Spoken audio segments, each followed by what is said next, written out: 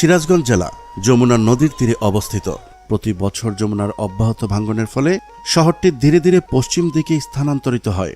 যমুনা নদীর ভাঙ্গনের হাত থেকে সিরাজগঞ্জ শহরকে রক্ষার জন্য ১৯৯৫ থেকে ২০০০ অর্থ বছরে প্রায় ৩৫০ কোটি টাকা ব্যয়ে নির্মিত ২.৫ কিলোমিটার দীর্ঘ এই শহর রক্ষা বাঁধটি নির্মাণ করা হয়।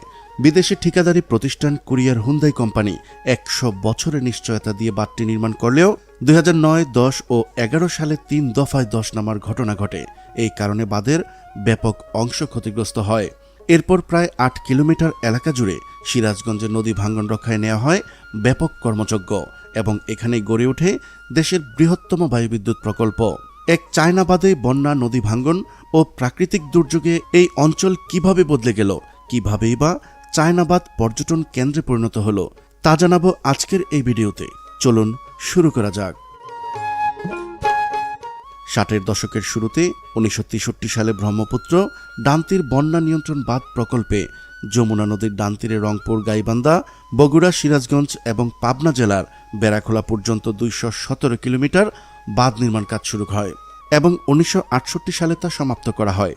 এর মধ্যে সিরাজগঞ্জ অংশে বাঁধের দৈর্ঘ্য প্রায় ৮০ কিলোমিটার। এই প্রকল্প বাস্তবায়নের ফলে যমুনার ভাঙ্গন থেকে প্রায় ১২ লাখ মানুষের সহায় সম্পদ রক্ষা করা হয়। এরপর বাংলাদেশের অভ্যুদয়ের পর অপ্রতিরোধ্য যমুনায় সিরাজগঞ্জ অংশে প্রতি বছরই কোনো না কোনো এলাকা ভয়ঙ্কর ভাঙ্গনের কবলে পড়ে। সিরাজগঞ্জে নদী ভাঙ্গন থেকে লোকালয় ও ফসলি জমি রক্ষায় যমুনা নদীতে নির্মিত হয়েছে ৪টি ক্রস বাঁধ। ২০১৭ সালে নির্মিত ক্রস বাঁধের উপকার ভোগ করছে এখন ওই অঞ্চলের প্রায় ৬.৫ লাখ মানুষ। পানি উন্নয়ন বোর্ডের ক্যাপিটাল বা pilot dredging of river system in Bangladesh প্রকল্পের আওতায় ২০১৩ সালের জুলাইয়ে শুরু হয়ে ২০১৭ সালের জুনে শেষ হয় এই বাঁধ নির্মাণের কাজ।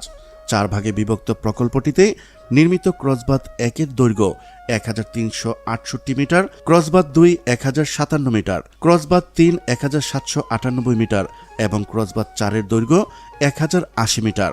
এই প্রকল্পের উদ্দেশ্য ছিল ড্রেজড স্পয়েল দ্বারা ৪টি ক্রসবাঁধ নির্মাণের মাধ্যমে নদীর গতিপথ পরিবর্তন ঘটিয়ে ও নদী ভাঙ্গন রোধ করে সিরাজগঞ্জ হার্ট পয়েন্ট ও যমুনা সেতুর পশ্চিম গাইড বাঁধ যমুনা নদীর ভাঙ্গন থেকে ঝুঁকিমুক্ত করা। স্থানীয় কয়েকজনের সঙ্গে কথা বলে জানা যায়, ক্রস বাঁধ হওয়ার আগে নদী ভাঙ্গনে এলাকার মানুষ সর্বস্ব হারিয়ে দুর্বিষহ জীবনযাপন করত।